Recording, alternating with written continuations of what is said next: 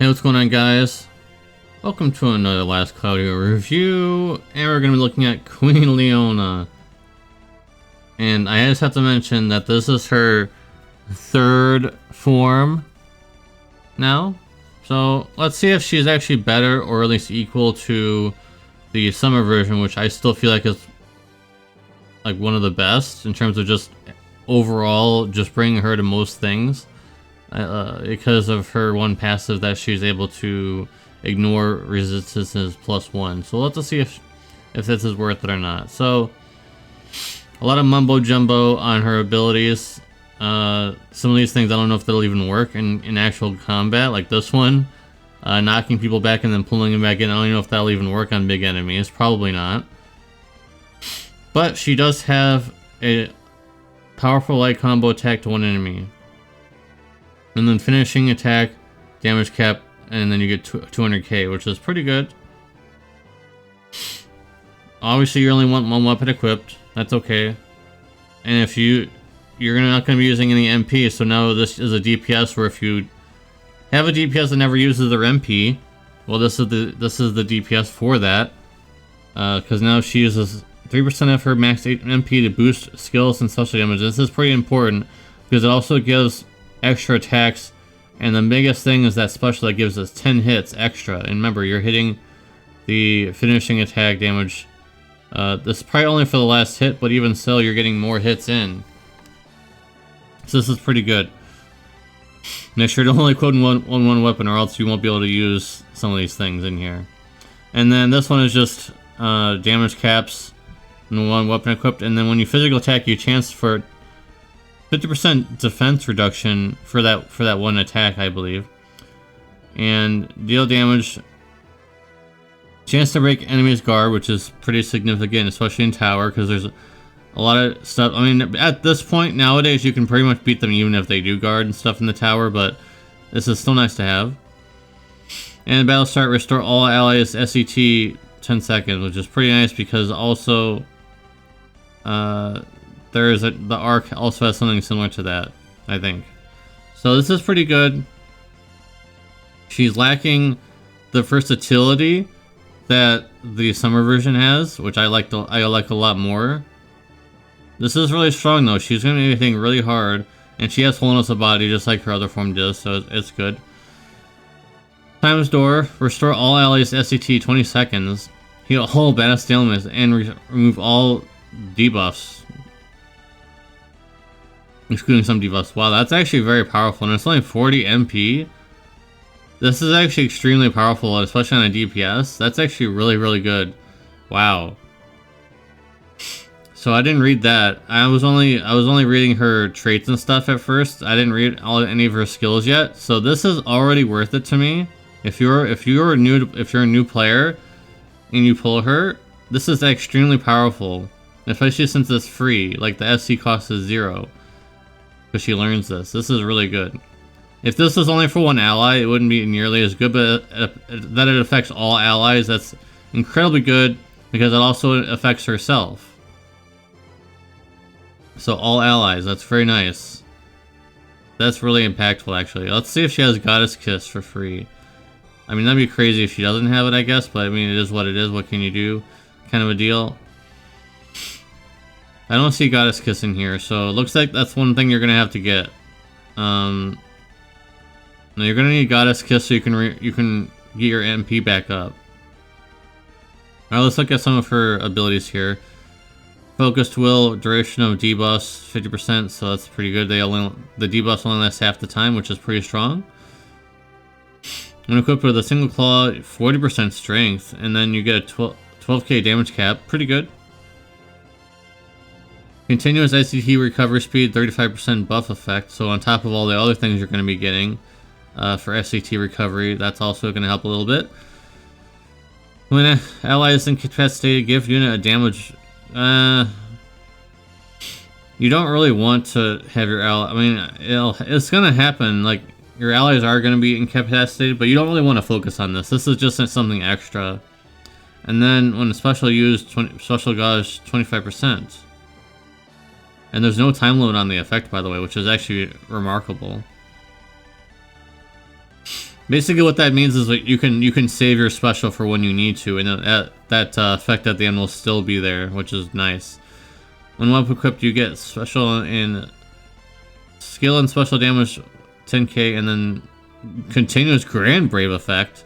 Wow, they're spoiling her. Continuous Holy Wall, fine. You nullify all attribute resistance, cut debuff from enemy active skill. Pretty good. So, I think she's really good. And here's my classic line. Is she the best of all time? No, I don't think so. And in fact, I believe... Let's look very quickly. Let's look over here. Kaini is still on banner. I feel like... Comparing the two, I feel like Kaini is still more valuable just because she's a fire leader. Whereas there are no... Well, I don't think there are any... light leaders.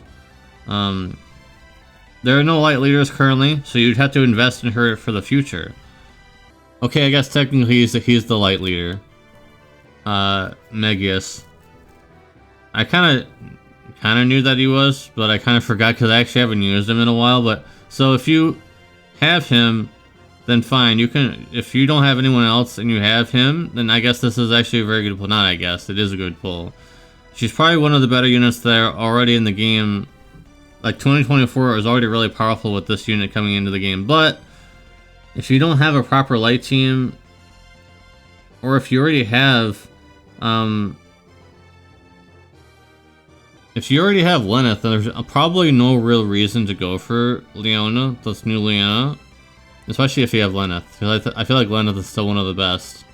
So there really is no reason to go for her if you already have Lenneth, or if you already have a fire team going. I think I'm gonna give her a 9 out of 10 with an asterisk, because you're gonna need Megius if you don't have him. If you don't have him, her value drops a little bit because she'd like to have that boost. All right, so let's look at the arc. It's a UR, so. Despite what I may say if it's good or not, remember it's a UR arc. Which is very funny because every time I keep saying UR arcs are hard to pull, they're hard to chase, do not chase if you're free to play, and then most times I get them on the first pull, so I don't know what's up with that. But I want to highlight the skill here. It's absolutely busted. Heal all basic style elements and also cut debuffs from all allies, excluding some debuffs of course. And then of course you greatly restore all allies HP, and you get an insane damage cap or recovery cap. Remember, you have to level this up, but still, I think this is worth leveling up. Give all allies a buff that nullifies a basic style element once. It's crazy. This is crazy. Usually, these UR skills aren't really that amazing these days. They're just okay. It's like all the old ones are just so bad nowadays. All they do is just deal damage. But this is good. This alone. If you ever get this somehow, this alone is worth it. Alright. So light skill damage 30%. SCT recovery speed 10%. Pretty decent. Not amazing, but pretty decent. Physical attack and counter damage taken 20%. So that's already pretty good. And then when taking lethal damage, greatly restore HP. So that's all really nice. And then what I like down here is the rotating hands. It's 60 MP cost, which is a bit, and then the SC cost is 10, but give a speed buff to all allies. Restore all allies SCT by 10 seconds.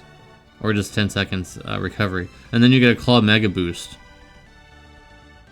And then Holy Raid is also quite good. So all this is really good, mostly. And then when you get to this, it's like, what even is this? What even is this, guys? I mean, it's random. To my understanding, it just gives you a buff that nullifies one status element. What if that boss isn't using that status element at that time? And there's nothing here. There's no stats. All it is just this effect. And this is on a UR. This is really disappointing to me. You might think this is really amazing, because there have been some like arc rewards that I think are super amazing, but some people don't think they're super amazing. So you might think this is like really, really good. I don't think it's really, really good. I don't think it's worth chasing. So I'm gonna give this arc The arc reward was not so great for me. If it was good, it would have gotten a 9.5, but I'm just going to go ahead and give it a 9. Because this alone is worth pulling for, if you're a whale. If you're a whale, you're pulling for this. Because I want it. I want this. It would be very helpful.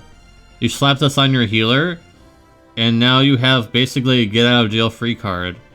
It does not revive, but that's okay. It's basically a get out of jail free card. It's a clean slate. If you're in the let's take this for example. You're in the middle of an extremely hard fight, like a 120 requirement boss fight, and you're halfway through, and one of the boss does some ridiculous threshold ability thing that does a lot of annoying stuff. Then you use this and you get a clean slate while you're in the middle of the fight already. So now you're basically ready to go for some more damage. So I think that's quite good. But I will not be pulling. I only have 11k, you can't see it. But I only have 11k gems. And there could be a collab, some people are saying maybe there'll be a collab in February or something. So I might save for that. I don't know. Maybe Xenogears will finally come to this game. I doubt that, but it'll be pretty funny to see. Alright, now that the review is over, let's look at her paid equipment. And now there's two instead of one this time around. It's a damage cap thing. And boost damage dealt based on how low MP is, which is pretty significant because remember you're going to be losing 3%. So pretty good. Pretty good, and also get some HP on there. And you get a critical rate of 3%, which is decent, I suppose. The rest is just okay, I guess. Not super amazing. This isn't really that amazing to me though. I feel like if you can only pick one or the other, you're gonna get the claw. I don't think you really need this. It doesn't really offer anything super amazing in this compared to this. So that's my opinion. If you can get both, then you're probably just gonna get both. But anyways, that's it for the review. Thank you guys very much for watching. Appreciate you as always, and I'll see ya in the next one. Peace.